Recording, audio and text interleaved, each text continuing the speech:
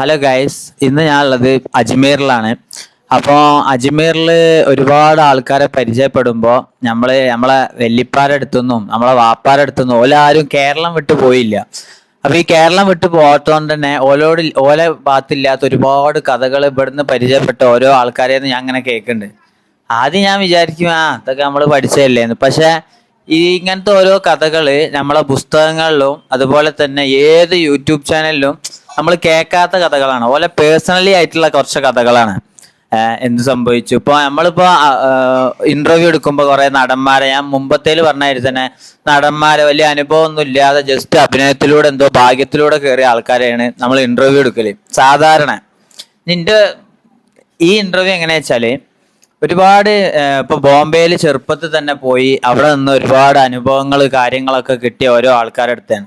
അപ്പൊ നമ്മളിപ്പോ മുമ്പിൽ ഇരിക്കണ ആരാ വെച്ചാല്, പേരെന്തേനി? അബ്ദുൽ സലാം. അബ്ദുസലാം. നാട് പാലക്കാട് ജില്ലയില് കറുകപുത്തൂർ എന്ന് പറയും.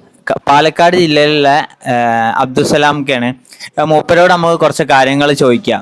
നിങ്ങൾ എവിടെ ഈ രാജ്യം ഇന്ത്യന്റെ പുറത്തേക്ക് പോയിണോ? പിന്നെ ഞാന് ദുബായിലുണ്ടായിരുന്നു, കുവൈത്തിലുണ്ടായിരുന്നു, ഖത്തറിലുണ്ടായിരുന്നു.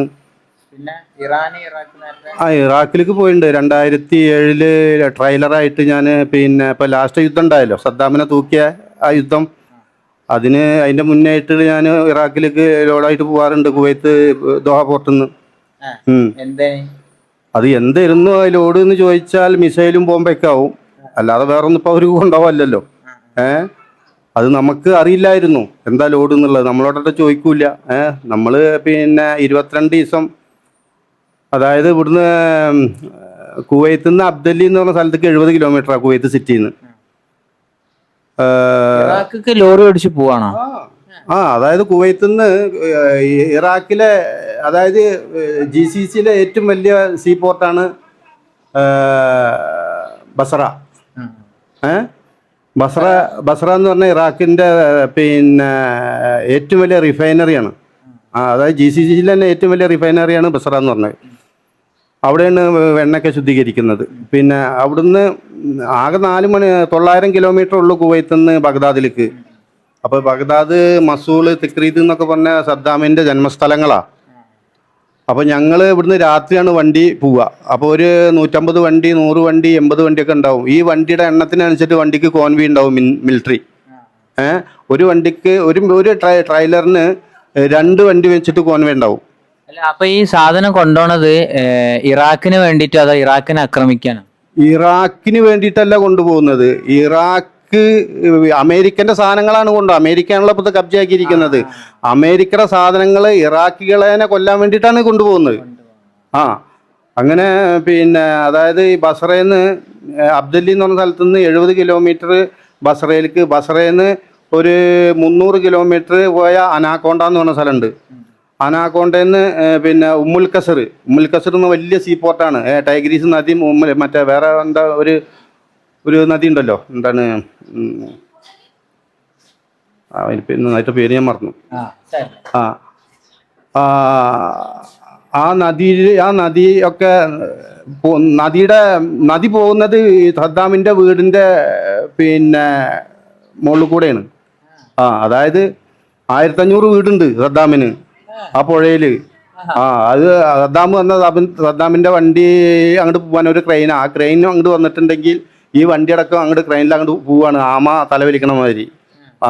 അപ്പോൾ നമുക്ക് സദ്ദാം എവിടെ പോയത് ഇതൊന്നും ഞാൻ പറഞ്ഞതല്ല. അവിടെ ഇറാഖികൾ മിലിറ്ററി ക്യാമ്പിലേക്ക് വരുന്നുണ്ടായിരുന്നു.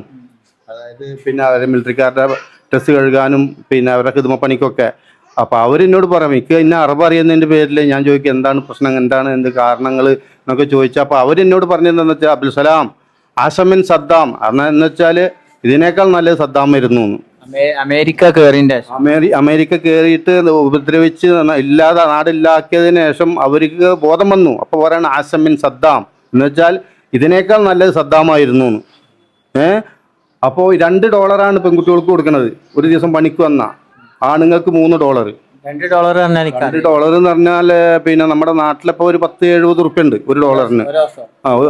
അപ്പോൾ 140 റുപ്യ അന്ന് ഉണ്ടായിരുന്നു. ആണുങ്ങൾക്ക് $3. ഇപ്പൊക്കെ മൂല്യം കൂടിയല്ലോ. അന്ന് 40 റുപ്യ 35 റുപ്യൊക്കെ ഉണ്ടായിരുന്നുള്ളൂ ഒരു ഡോളറിന്. അങ്ങനെ $2 പെൺപിള്ളേർക്ക് പെൺകുട്ടികൾക്ക് 10, 10, 16 വയസ്സായ പിന്നെ പെൺകുട്ടികൾ ഈ മിലിറ്ററി ക്യാമ്പിൽ പണിക്ക് വരുന്നത്. ഞാൻ ആ ഭാഗത്തേക്ക് പോകുന്നില്ല. അതേപോലെ ചെറുപ്പൻ ചെക്കന്മാർ അവരെ കാര്യങ്ങളൊക്കെ അവർ വിസമ്മതിച്ചാൽ അപ്പം ഷൂട്ട് ചെയ്യും. അപ്പൊ ഞാന് കുറെ സ്ഥലത്ത് കേട്ടാണ് ഇറാഖി പെൺകുട്ടികൾ ഒരുപാട് ലൈംഗികമായിട്ട് ചെയ്തിട്ടുണ്ട്. അതൊക്കെ നിങ്ങള് നേരിട്ട് കണ്ടതും കേട്ടതും അനുഭവമുള്ള ഒരാളാണ് ഞാൻ. അധികമൊന്നും പോയില്ല മോനെ, 3 മാസത്തേക്ക് പോകാൻ പറ്റുള്ളൂ. കാരണം എന്താ വെച്ചാൽ ഞാൻ ഈ അദാബ് വേണ്ട എന്ന് വിചാരിച്ചിട്ട്. കാരണം എന്താ വെച്ചാൽ എൻ്റെ കൂടെ ജോലി ചെയ്തിരുന്ന ഒരു ബാലേട്ടൻ പിന്നെ കണ്ണൂരുള്ളതാ. ആളെ കാലിൻ്റെ ഇടത്തെ കാലിൻ്റെ ഉള്ളു എല്ല് തുളഞ്ഞിട്ടാണ് മിസൈൽ ഇത് പോയത്, ബ്രിസ്റ്റോൾ പോയത് വെടിവെച്ചിട്ട്. അയാൾ കുറേ കാലം ആസ്പത്രിയിലായിരുന്നു, പിന്നെ ആൾ മരിച്ചു. അങ്ങനെ ഒരുപാട് ബുദ്ധിമുട്ടുകളും വേദനകളും യാതനകളൊക്കെ സഹിച്ചിട്ടാണ് പിന്നെ ജീവിതം ഇതുവരെ എത്തിച്ചത്. ഇപ്പൊ 51 വയസ്സായി. അതേമാതിരത്തിലുള്ള 51, 61 ആ പ്രായമുള്ള പോലെയാണ് നമുക്ക് കിട്ടേണ്ടത്. കാരണം എന്താണ് സദ്ദാം എന്നൊക്കെ പറയുമ്പോ നമുക്ക് തന്നെ ഭയങ്കര ഒരു ഇതാണ്. കാരണം മൂപ്പര് അടിച്ച് പൊളിച്ച് ഭരിച്ച് കുറെ കാലം ഭരിച്ച് പിന്നെ മൂപ്പരെ ലാസ്റ്റ് പിടിച്ച്. അല്ല, മൂപ്പരെ നേർക്ക് കണ്ടണോ? ഞാനോ? അതൊന്നും കാണാൻ പറ്റില്ലല്ലോ. മൂപ്പരനെ ഒറ്റ കൊടുത്തത് മൂപ്പര ആൾക്കാർ തന്നെയല്ലേ. താരിഖ് അസീസ് എന്ന് പറഞ്ഞാൽ നമ്മൾ വിചാരിക്കും അഹ്ലുബൈത്താന്നുള്ളത്. പക്ഷെ അഹ്ലുബൈത്തല്ല, ആള് ഒരു ക്രിസ്ത്യൻ സമുദായത്തിൽപ്പെട്ട ഒരാളായിരുന്നു. ആളാണ് പിന്നെ സദ്ദാമിന്റെ എല്ലാ രഹസ്യങ്ങളും ചോർത്തി കൊടുത്തത്. അല്ലെങ്കിൽ ഈ താരിഖ് അസീസ് ആരാണ്? താരിഖ് അസീസ് അവിടുത്തെ വിദേശകാര്യ മന്ത്രിയായിരുന്നു, ഇറാഖിന്റെ. താരിഖ് അസീസ് എന്ന് പറഞ്ഞാൽ ഇറാഖിന്റെ വിദേശകാര്യ മന്ത്രിയായിരുന്നു സദ്ദാമിന്റെ ഭരണകാലത്ത്. ആളാണ് ആളുടെ എല്ലാ രഹസ്യങ്ങളും ചോർത്തി കൊടുത്തത്. അങ്ങനെയാണ് സദ്ദാമിനെ പിടിച്ചതും പിടിക്കപ്പെട്ടതും തൂക്കിലേറ്റിയതൊക്കെ. അപ്പൊ അതൊക്കെ വലിയ കഥകളാണ്. ഇപ്പൊ സദ്ദാമിനും താരിഖ് അസീസിനും മാത്രമല്ല, അവരുടെ കുടുംബത്തിനെല്ലാം നാമശേഷാക്കിയില്ലേ. ഒന്നുമില്ലല്ലോ, ആ കുടുംബം തന്നെയല്ലല്ലോ. സദ്ദാമിന്റെ കേട്ടോടത്തോളം മസൂള് തക്രീദ് എന്നൊക്കെ പറഞ്ഞാലും സദ്ദാമിന്റെ ജന്മസ്ഥല. മയ്യത്ത് അവിടുന്ന് മറ ചെയ്ത മയ്യത്ത് അവിടുന്ന് മാന്തി കൊണ്ടുപോയി എന്നുള്ളതാണ് അറിവ്. അങ്ങനെയും പറയണൊക്കെ ഉണ്ട്. ഉസാമ ബിൻ ലാദനെ അറിയാം? ഉസാമ ബിൻ ലാദനെ കഥ കേട്ടിട്ടുള്ളൂ, നമ്മൾ കണ്ടിട്ടൊന്നുമില്ലല്ലോ. അപ്പൊ അങ്ങനെയൊക്കെയാണ് പിന്നെ ഓരോ കാര്യങ്ങൾ അനുഭവത്തിന്റെ വെളിച്ചത്തിൽ പറ. പിന്നെ ഈ ഞങ്ങൾ തിരിച്ചു അങ്ങോട്ട് പോകാൻ 900 കിലോമീറ്റർ ഉള്ളൂ. 950 കിലോമീറ്റർ കുവൈത്ത്. 950 കിലോമീറ്റർ ലോറി ഓടിക്കുക. ആരാ ലോറി ഓടിച്ചോ? അത് സിമ്പിളാണ്. നമുക്ക് കാർ ഓടിക്കുമ്പോഴാണ് ബുദ്ധിമുട്ട്. വലിയ വണ്ടി ഓടിക്കാൻ വളരെ ഈസിയാണ്. കാരണം 4 ഗിയറുള്ളൂ, ബാക്കിയുള്ളൊക്കെ ഓട്ടോമാറ്റിക് ആയിട്ട് ചേഞ്ച് ആവുന്നതാ. 4 ഗിയർ നമ്മൾ കൈകൊണ്ടുള്ളൂ. അങ്ങനത്തെ സിസ്റ്റന്റിക്ക് വണ്ടിയല്ലേ അക്കോർഡിന്റെ. പക്ഷെ അന്ന് പേടിയുണ്ടേനെ ഈ മിസൈലും കാര്യങ്ങളൊക്കെ സംഭവം കൊണ്ടുപോകുമ്പോൾ നമ്മളെ തലയുടെ മുകളിൽ കൂടെ അല്ലേ പോയിരുന്നു. കണ്ടെയ്നർ 4-5 കണ്ടെയ്നർ ഇങ്ങനെ മുകളിൽ വെച്ചിട്ടല്ലേ പിന്നെ ക്യാമ്പ് ഉണ്ടാക്കിയിട്ടുണ്ടായിരുന്നത്.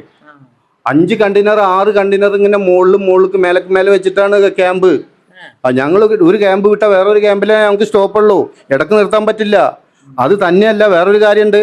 അഥവാ ഇടക്ക് ഞങ്ങൾ പോണ സമയത്ത് പിന്നെ ഇടയിൽ നിന്ന് കയറിയിട്ട് വണ്ടീനെ ഷൂട്ട് ചെയ്യും, ഇറാഖികളെ ചെയ്യുന്നത്. അങ്ങനെ വണ്ടി പിന്നെ പോവില്ലല്ലോ. അപ്പൊ എന്താ ചെയ്യാ, കോൺവേലുള്ള മിലിറ്ററിക്കാർ വന്നിട്ട് പറയും ഞങ്ങളതിനെ ഇറക്കിയിട്ട് മറ്റേ വണ്ടിയിലേക്ക് കയറ്റിയിട്ട് സാമ്പിൾ സർഫിന്റെ പാക്കറ്റ് മാറിലൊരു സർഫിന്റെ പാക്കറ്റാ. ആ പാക്കറ്റ് വണ്ടിയിലെ ക്യാബിൽ അങ്ങോട്ട് ബെതറും. 5 മിനിറ്റ് കഴിഞ്ഞൊരു പുക വണ്ടി അങ്ങോട്ട് കത്താണ്. അങ്ങനെയൊക്കെയുള്ള കഥകളൊക്കെ കണ്ടിട്ടും അറിഞ്ഞിട്ടും പിന്നെ ഒരുപാട് തല മരവിച്ചിട്ടുണ്ട് പൊന്നാരമാനെ. എൻ്റെ പേരെന്താ? മുഹമ്മദ് അനസ്. മുഹമ്മദ് അനസ്. എവിടെ നാട്ടില്? മണ്ണൂര്, ചാലിയം അല്ലേ, കോഴിക്കോട്. ഇവിടെ എന്താ വന്നപ്പോ? ഇവിടെ ഞാനിപ്പോ ഒരു ദിവസത്തിന് വന്നതാണ്. പിന്നെ ഇവിടെ നല്ല ഇങ്ങനത്തെ പോലത്തെ കുറച്ച് ആൾക്കാരെ കണ്ടപ്പോ ഞാനിവിടെ 10-37 കൊല്ലായി ഇവിടെ പിന്നെ വരാനായിട്ടുള്ള ബന്ധങ്ങൾ തുടങ്ങിയിട്ട്. ഇപ്പോ ഹോട്ടൽ തുടങ്ങിയിട്ട് 5-8 മാസമായി. അൽഹംദുലില്ലാ. വേറെ എന്തെങ്കിലും കഥകളുണ്ടോ അതേമാതിരി? വേറെ കഥകളൊക്കെ ഉണ്ട്. ഇപ്പൊ സമയമില്ലാത്തതിന്റെ പേര് തൽക്കാലം ഇൻഷാല്ലാ നെക്സ്റ്റ് ടൈം വരുമ്പോ നമുക്ക് കാണാം. ജിസാക്കല്ലാ. അപ്പൊ എല്ലാരും കേട്ടതനുസരിച്ച് ഇങ്ങനത്തെ ഓരോ ആൾക്കാരെ അടുത്തുനിന്ന് ഒരുപാട് ഇപ്പൊ ഇവരെ മൂപ്പരെ അടുത്തുനിന്ന് കിട്ടിയ ഈ കഥകള് 1 ഗ്രാം സ്വർണം തന്നാലും നമുക്ക് അതിന്റെ അത്ര ഇതാവൂല. ഇപ്പൊ കേട്ടത് കാരണം ഇത് നേരെ ഇങ്ങനെ കേൾക്കാണ്. എനിക്കൊന്നും ഒരു അനുഭവം ഉണ്ടായില്ല മിസൈല് മേലക്കൂടെ പോവുക. അപ്പൊ നമ്മളെ ഇന്ത്യ എന്ന് പറഞ്ഞാൽ ഭയങ്കര ശാന്തി സുന്ദരമായിട്ട് ഒരാളെ അതാക്കിയെന്നൊക്കെ പറഞ്ഞ് പോണ അന്നത്തെ ടൈം എന്ന് പറഞ്ഞാൽ ഭയങ്കര ഡിസ്ക്രിമിനേഷന്റെ അങ്ങേ തലക്കല് പോകുമ്പോ അന്ന് ജീവിച്ച ആൾക്കാരാണ്. ഇത് ബുക്കല്ല, ഇത് ജീവനുള്ള മനുഷ്യനാണ്. നമ്മള് ജീവനില്ലാത്ത ബുക്ക് മാത്രമേ പഠിച്ചിട്ടുള്ളൂ. അപ്പൊ ശരി, ഓക്കെ.